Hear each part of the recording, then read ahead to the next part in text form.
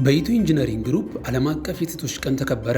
በዓለም አቀፍ ደረጃ ለ115ኛ ጊዜ በሀገራችን ደግሞ ለ50ኛ ጊዜ እየተከበረ የሚገኘው ዓለም አቀፍ የሴቶች ቀን በኢትዮ ኢንጂነሪንግ ግሩፕ ዋና መስሪያ ቤት አዳራሽ በተለያዩ ኩነቶች በድምቀት ተከብሯል። በበዓሉ ላይ የግሩፑ ዋና ስራ አስፈጻሚ ኢንጂነር ሸጋው ሙሉጌታ ባስተላለፉት መልእክት በግሩፑ ውስጥ የሚገኙ ሴቶች ለግሩፑ ውጤታማነት ከፍተኛ ሚና እየተጫወቱ ነው ብለዋል።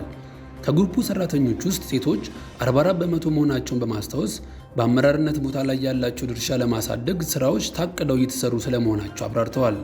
ዋና ስራ አስፈጻሚው ብቃት ያላቸው ሴቶች በአስፈላጊው ቦታ የመመደብ ስራ እየተሰራ መሆኑን በመግለጽ በቀጣይ በተከታታይ ስልጠናዎችና በተኪ የሰው ኃይል መርሃ ግብር ውስጥ ሴቶችን አሳታፊ ለማድረግ እየተሰራ ነው ብለዋል።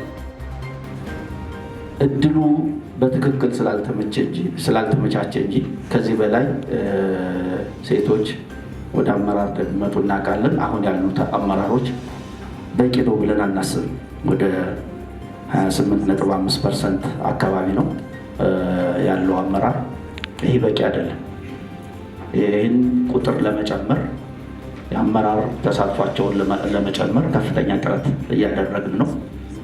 በዚህም በተከታታይ የምንሰራቸው ስራዎች እንዳሉ ላረጋግጥላችሁ እወዳለሁ። ሆን ተብሎ ካልተሰራ በስተቀር እንዲሁ በአጋጣሚ የሚመጣ ነገር አይደለም። ትችላላችሁ፣ ትሰራላችሁ፣ በማንኛውም ምድብ ትሰራላችሁ፣ በማንኛውም ቦታ ላይ ትሰራላችሁ እናውቃለን። ነገር ግን ያልተፈጠሩ እድሎችን ደግሞ መፍጠር ያስፈልጋል። ከዚህ ቀደም ተፈጥረው ያልነበሩ እድሎችን እየፈጠርን ወደ አመራርነት ማምጣት ያስፈልጋል ብዬ አስባለሁ። የግሩፑ ሴቶችና ማህበራዊ ጉዳይ አገልግሎት ኃላፊ ሲስተር ሀና ታምራት ባቀረቡት ጽሑፍ ሴቶች በዓለም አቀፍ ሆነ በሀገር ደረጃ በሁሉም መስኮች በመሰማራት ውጤት እያስመዘገቡ መሆኑን በመግለጽ ቁጥራቸውንና ተሳትፏቸውን ማሳደግ እንደሚገባ አስረድተዋል።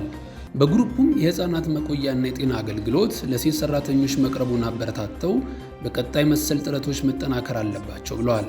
በመርሃ ግብሩ ላይ የሴቶች ሚናን የሚያጎላ የፓናል ውይይት የተካሄደ ሲሆን በግሩፑና ከግሩፑ ውጭ በአመራርነት እርከን ላይ የሚገኙ ሴቶች በፓናሉ ተሳታፊ በመሆን ልምዳቸውን አካፍለዋል። በተጨማሪም ለሴቶች ሁሉን አቀፍ ድጋፍ ላበረከቱ የግሩፑ ከፍተኛ አመራሮች እውቅና የተቸራቸው ሲሆን የሴቶችን ሚና የሚያጎሉ የኪነ ጥበብ ዝግጅቶችም ቀርበዋል። በመድረኩ ላይ የግሩፑ ከፍተኛ አመራር አባላት የዋናው መስሪያ ቤትን ጨምሮ ከኢንዱስትሪ የተውጣጡ ሴት አመራሮችና ሰራተኞች ተሳታፊ ሆነዋል።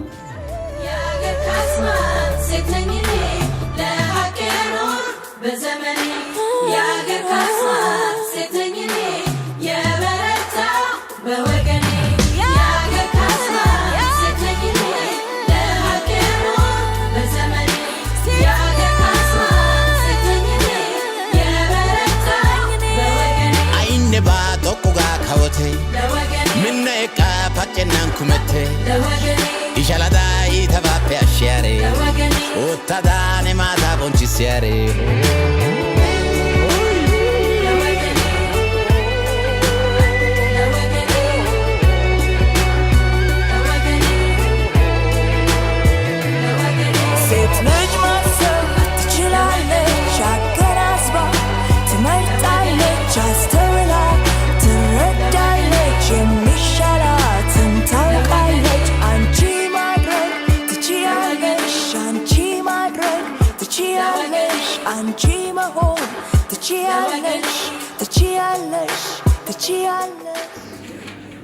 እሺ መዝገቡ ተዘግቷል። መዝገቡ ወደ መዝገብ ቤት ይመለስ።